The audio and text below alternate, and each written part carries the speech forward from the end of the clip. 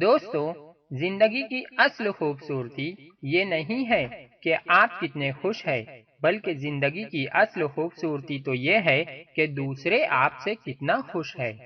तो चलिए आज हम इस वीडियो में आप लोगों को बताते हैं कि नए साल पर मोदी जी ने हमें क्या क्या खुशियां दी।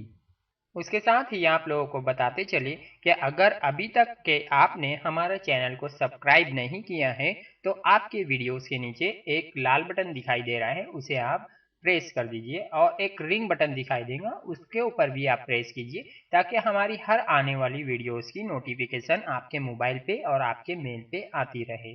साथ में इस मैसेज को लाइक और शेयर। सरकार कुछ नई योजनाएं ला रही है। दोस्तों,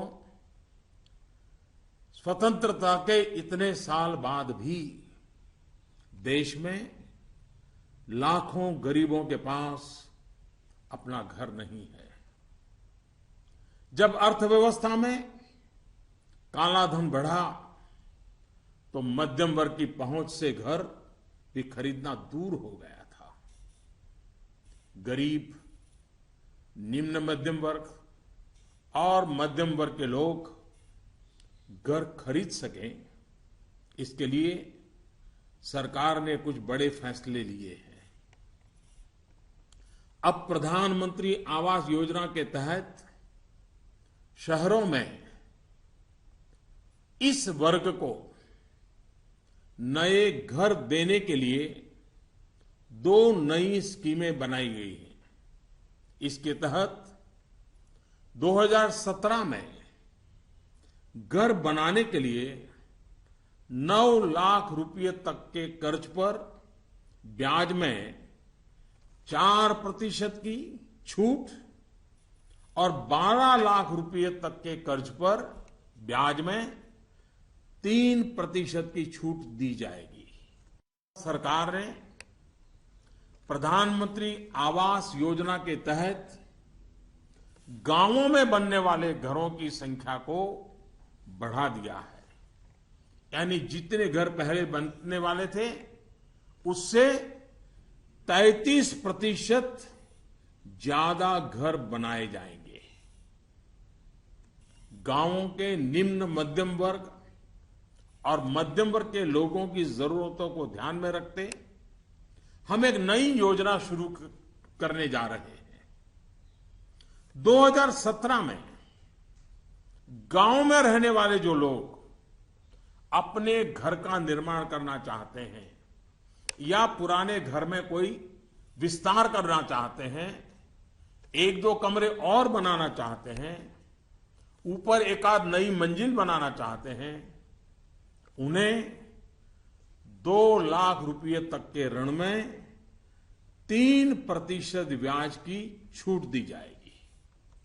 सरकार ने तय किया है कि छोटे कारोबारियों के लिए क्रेडिट गारंटी 1 करोड़ रुपए से बढ़ाकर 2 करोड़ रुपया करेगी। भारत सरकार एक ट्रस्ट के माध्यम से बैंकों को ये गारंटी देती है कि आप छोटे व्यापारियों को लोन दीजिए, गारंटी हम लेते हैं। अब तक यह नियम था कि 1 करोड़ रुपए तक के लोन को कवर किया जाता था। अब 2 करोड़ रुपए तक का लोन क्रेडिट गारंटी से कवर होगा। एनबीएफसी यानी कि नॉन बैंकिंग फाइनेंशियल कंपनी से दिया गया लोन भी इसमें कवर होगा। सरकार के इस फैसले से छोटे दुकानदार, छोटे उद्योगों को ज्यादा कर्ज मिलेगा। गारंटी का खर्च केंद्र सरकार द्वारा वहन करने के कारण इन पर ब्याज दर भी कम होगी। सरकार ने बैंकों को यह भी कहा है कि छोटे उद्योगों के लिए कैश क्रेडिट लिमिट को 20% से बढ़ाकर 25% करें। इसके अलावा डिजिटल माध्यम से हुए ट्रांजैक्शन पर वर्किंग कैपिटल लोन 20% से बढ़ाकर 30% तक करने को कहा गया है। नवंबर में इस सेक्टर से जुड़े बहुत से लोगों ने कैश डिपॉजिट किया है। बैंकों को कहा गया है कि वर्किंग कैपिटल तय करते वक्त इस बात का भी संज्ञान लिया जाए।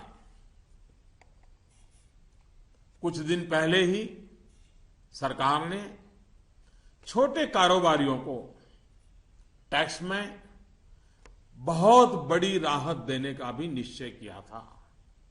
जो कारोबारी साल में 2 करोड़ रुपए तक का व्यापार करते हैं, उनके टैक्स की गणना 8% आय को मानकर की जाती थी।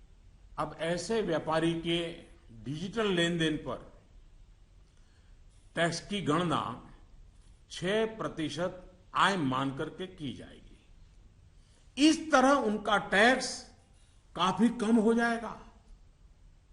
दोस्तों, मुद्रा योजना की सफलता निश्चित तौर पर बहुत ही उत्साहवर्धक रही है। पिछले साल करीब 3.5 करोड़ लोगों ने इसका फायदा उठाया है। दलित, आदिवासी, पिछड़ों एवं महिलाओं को प्राथमिकता देते हुए सरकार का इसे अब डबल करने का इरादा है। मैं माताओं बहनों से भी एक बात करना चाहता हूं। गर्भवती महिलाओं के लिए भी एक देशव्यापी योजना की शुरुआत की जा रही है। अब देश के सभी 650 से ज्यादा जिलों में सरकार गर्भवती महिलाओं को अस्पताल में पंजीकरण और डिलीवरी, टीकाकरण और पौष्टिक आहार के लिए 6,000 रुपये की आर्थिक मदद करेगी। ये राशि गर्भवती महिलाओं के अकाउंट में ट्रांसफर की जाएगी, सीधी उनके खाते में जमा कर दी जाएगी। देश में माता मृत्यु दर को कम करने में इस योजना से बड़ी सहायता मिलेगी। वर्तमान में ये योजना सिर्फ 4,000 रुपये की आर्थिक मदद और पायलट प्रोजेक्ट के रूप में सिर्फ 53 जिलों में चलाई जा रही है। सीनियर सिटीजन्स, वरिष्ठ नागरिकों की संख्या भी बहुत है। सरकार ने सीनियर सिटीजन्स का भी विशेष ध्यान रखा है। सरकार वरिष्ठ नागरिकों के लिए भी एक स्कीम शुरू करने जा रही है। बैंक में ज्यादा पैसा आने पर अक्सर बैंक डिपॉजिट पर इंटरेस्ट रेट घटा देते हैं। वरिष्ठ नागरिकों पर इसका प्रभाव ना हो, इसलिए 7.5 लाख रुपए तक की राशि पर 10 साल तक के लिए सालाना 8% का इंटरेस्ट रेट, ब्याज दर सुरक्षित किया जाएगा। ब्याज की ये राशि वरिष्ठ नागरिक हर महीने प्राप्त कर सकते हैं। अब डिजिटल लेन देन, ऑनलाइन पेमेंट या ई पेमेंट को लेकर के समाज में काफी सकारात्मक परिवर्तन देखा जा रहा है। ज्यादा से ज्यादा लोग इससे जुड़ रहे हैं।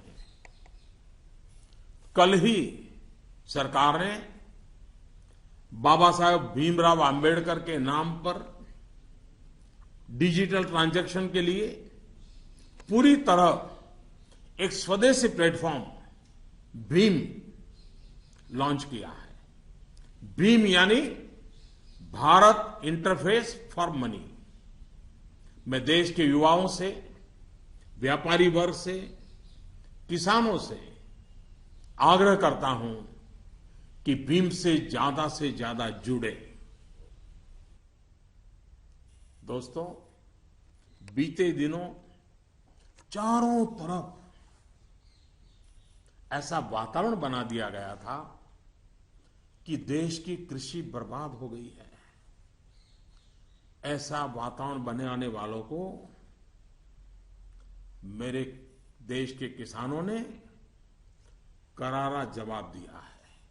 पिछले वर्ष की तुलना में इस वर्ष रबी की बुआई में 6% ज्यादा वृद्धि हुई है। फर्टिलाइजर भी 9% ज्यादा उठाया गया है। सरकार ने इस बात का लगातार ध्यान रखा कि किसानों को बीज की दिक्कत ना हो, खाद की किल्लत ना हो, कर्ज लेने में परेशानी ना आए। अब किसान भाइयों के हित में कुछ और अहम निर्णय भी लिए गए हैं। डिस्ट्रिक्ट कोऑपरेटिव सेंट्रल बैंक और प्राइमरी सोसाइटी से जिन किसानों ने खरीफ और रबी की बुआई के लिए कर्ज लिया था, उस कर्ज के 60 दिन का ब्याज सरकार वहन करेगी और किसानों के खातों में ट्रांसफर करेगी। कोऑपरेटिव बैंक और सोसाइटी से किसानों को और ज्यादा कर्ज मिल सके, इसके लिए उपाय किए गए हैं। नाबार्ड ने पिछले महीने 21,000 करोड़ रुपए की व्यवस्था की थी। अब सरकार इसे लगभग 2 गुना करते हुए इसमें 20,000 करोड़ रुपए और जोड़ रही है। इस रकम को नाबार्ड, कोऑपरेटिव बैंक और सोसाइटीज को कम ब्याज पर देगा और इससे नाबार्ड को जो आर्थिक नुकसान होगा उसे भी सरकार वहन करेगी। सरकार ने यह भी तय किया है कि अगले 3 महीने में 3 करोड़ किसान क्रेडिट कार्डों को रुपे कार्ड में बदला जाएगा। किसान क्रेडिट कार्ड में एक कमी यह थी कि पैसे निकालने के लिए बैंक जाना पड़ता था। अब जब किसान क्रेडिट कार्ड को रुपे कार्ड में बदल दिया जाएगा तो किसान कहीं पर भी अपने कार्ड से खरीद बिक्री कर पाएगा। महात्मा गांधी का पुण्य स्मरण करते हुए सत्य के आग्रही बनेंगे तो सच्चाई और अच्छाई की पटरी पर आगे बढ़ने में कोई कठिनाई नहीं आएगी। भ्रष्टाचार और काले धन के खिलाफ इस लड़ाई को हमें रुकने नहीं देना है। सत्य का आग्रह संपूर्ण सफलता की गारंटी है। 125 करोड़ का देश हो, 65% जनसंख्या 35 साल से कम उम्र के नौजवानों की हो, साधन भी हो, संसाधन भी हो और सामर्थ्य में कोई कमी ना हो, ऐसे हिंदुस्तान के लिए कोई कारण नहीं है कि हमारा देश अब पीछे रह जाए। नववर्ष की नई किरण नई सफलताओं का संकल्प लेकर के आ रही है। आइए हम सब मिलकर चल पड़े, बाधाओं को पार करते चले, एक नए उज्जवल भविष्य का निर्माण करें। बहुत बहुत धन्यवाद। जय हिंद। जेड टेक चैनल को देखने के लिए शुक्रिया। अपना और अपने चाहने वालों का ख्याल रखना। खुदा हाफिज। जय हिंद।